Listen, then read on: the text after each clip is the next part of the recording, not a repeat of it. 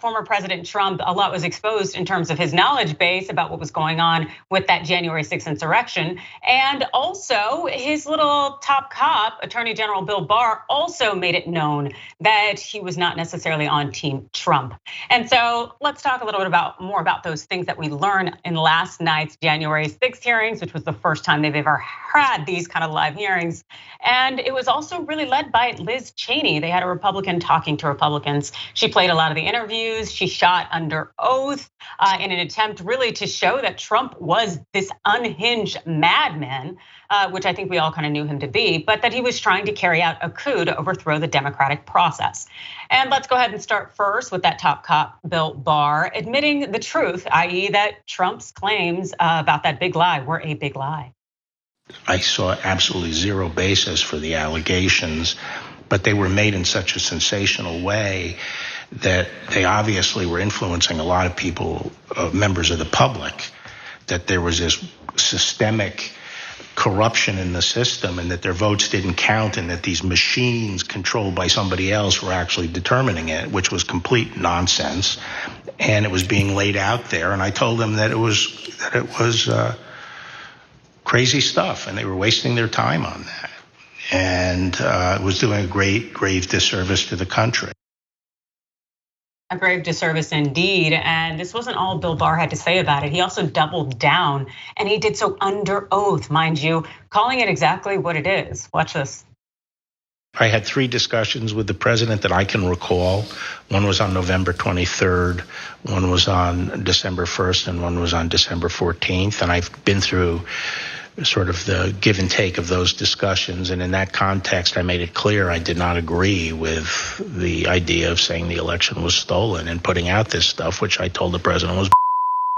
And, I didn't want to be a part of it. And that's one of the reasons that went into me deciding to leave when I did. I observed, I think it was on December 1st, that, how can you can't live in a world where the incumbent administration stays in power based on its view, unsupported by specific evidence, that there was fraud in the election. Yeah, that's right. Bill Barr calling it out and doing so under oath. It's a hell of a thing, but I think the really, really shocking piece is how Ivanka also responded. Check this out.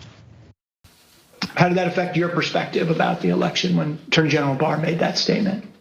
It affected my perspective. I respect Attorney General Barr. So I accepted what he was saying. This is interesting. And definitely check out Liz Cheney, really just bringing it all together for us. President Trump told his top Justice Department officials, quote, "Just say the election was corrupt and leave the rest to me and the Republican congressman." Senior Justice Department officials, men he had appointed, told him they could not do that because it was not true. So President Trump decided to replace them. President Trump was yelling and, quote, really angry at advisors who told him he needed to be doing something more.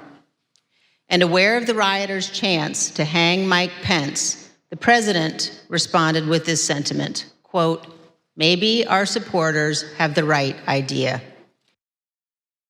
The New York Times really captured it really poignantly here when they stated that all the testimony, in terms of the testimony that they shared last night, has added up to show how Mr. Trump was trying to destroy the US government, Ms. Cheney said. Absolutely, without a doubt, it definitely seemed that Donald Trump was not really here for democracy. Was that kind of the same sentiment you got, Brett?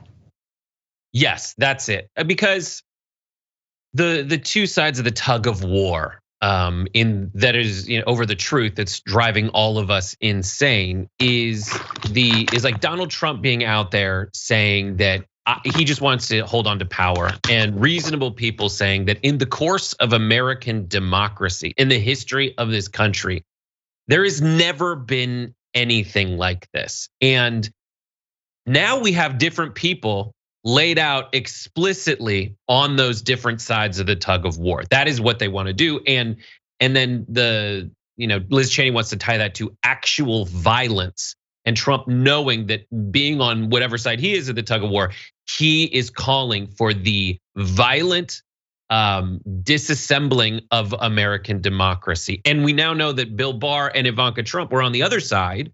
Bill Barr saying, and he resigned, we all kind of knew that, but him saying under oath, I thought all the claims that led up to the big lie, the one thing that Trump is really banking all of his support on, and has never really stopped doing that, save for like 2 hours during the insurrection when people like Hannity called him out on it. But by doing that, you know that the people, even the people that I would consider crazy, people like Bill Barr, who was brought in after Jeff Sessions to protect Trump from an impeachment. Now, well, he's on the other side because that was a bridge too far even for him.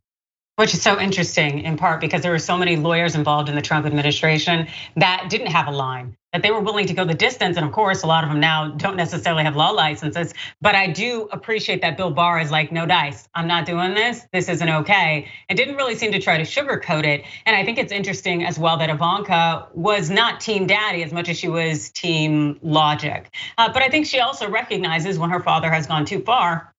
And she probably doesn't trust him as far as she can throw him.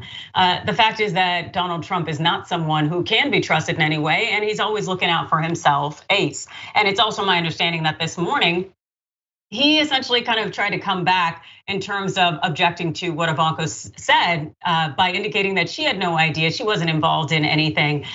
So it's very interesting though, because he definitely didn't attack her in the ways in which that he generally attacks people. Maybe that's kind of the father-daughter love that's actually there between the two. I guess it's just a little less creepy.